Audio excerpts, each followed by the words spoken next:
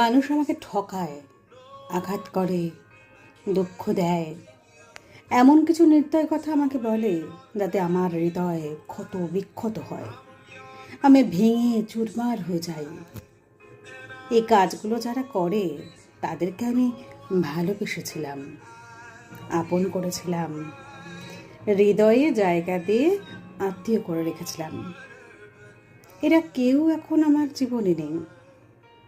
আঘাত করে যারা আমার হৃদয়কে ভেঙে চূর্ণ বিচূর্ণ করলো, তাদেরকে তো হৃদয়ের ঘরে জায়গাই দিয়েছিলাম। ঘর ভেঙে দিলে নিরাশ্রয় তো হতেই হবে। মানুষ আর অমানুষের পার্থক্য করতে আজকাল বেশি সময় লাগে না, তাই বলে আমি ভালোবাসতে ভুলে যাইনি, মানুষকে কাছের করতেও ছাড়িনি।